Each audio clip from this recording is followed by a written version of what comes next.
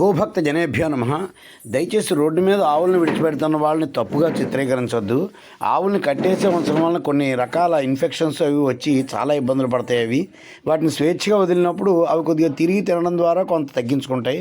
అయితే మనకు రోడ్డు మీద ఎప్పుడైనా ఇలా ఆ గాయాలతో కనిపించినవి, అలాగే ఏదైనా ఒక ఇన్ఫెక్షన్స్తో కనిపించిన ఆవులు పురుగు పట్టిన ఉంటే దయచేసి వాళ్ళు ఎవరికో చెప్పి వాళ్ళెవరో చేయించాలనే ఆలోచన పక్కన పెట్టి మీకు మీరు దగ్గరలో ఉన్న ఈ వెటనరీ హాస్పిటల్కి వెళ్ళి అది స్ప్రే ఉంటుంది, ఆ స్ప్రే తెచ్చి కొట్టండి. లేదంటే సీతాఫలం ఆకులు నాఫ్తలిన్ కలిపి నూరేసి దాన్ని ఒక స్ప్రే బాటిల్లో వేసి దాన్ని స్ప్రే కొడుతూ ఉండండి.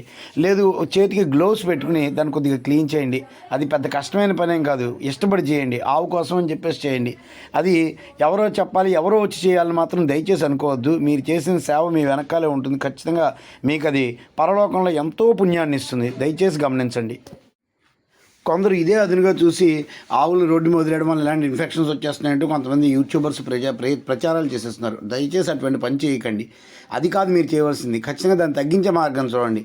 చేయగలిగితే మీరు సేవ చేయండి. ఎడం చేతితోటి మీరు గ్లౌస్ పెట్టుకుని ఎడం చేతితో శుభ్రంగా క్లీన్ చేసి పసుపు రాస్తూ ఉండండి చాలు.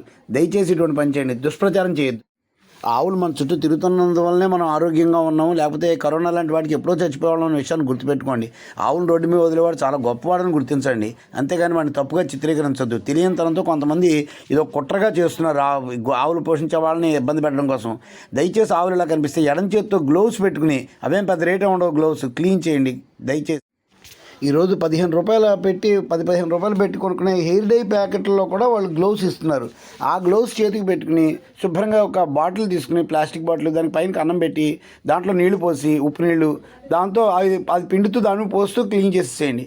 క్లీన్ చేసిన పుణ్యం మీ వెనకాలే ఉంటుంది. ఖచ్చితంగా ఆవులను రక్షించండి. లేకపోతే వీటికి ప్రాణాపాయం కూడా జరగచ్చు. అసలే అంతంత మాత్రంగా ఉన్న గో సంరక్షణల సంఖ్య ఇంకా తగ్గించేసేలాగా గోపోషణ చేసేవాళ్ళు, గోవు నుంచి ఏమీ రావట్లేదు, ఆవు పాలు చాలా తక్కువ వస్తాయి. కానీ వాళ్ళని వేధించాలనే కుట్ర జరుగుతుంది. ప్రభుత్వాల పరంగా కూడా వాళ్ళని వేధిస్తున్నారు. వాళ్ళని అరెస్ట్ చేసేయాలంటూ కొంతమంది ఇంకా తిరిగేస్తున్నారు ఏదో ఘనకార్యంలాగా. దయచేసి అలాంటి పనులు చేయకండి. ఆవులకు సేవ చేయండి. గో సంరక్షణ చేసే వాళ్ళని కూడా సంరక్షించండి.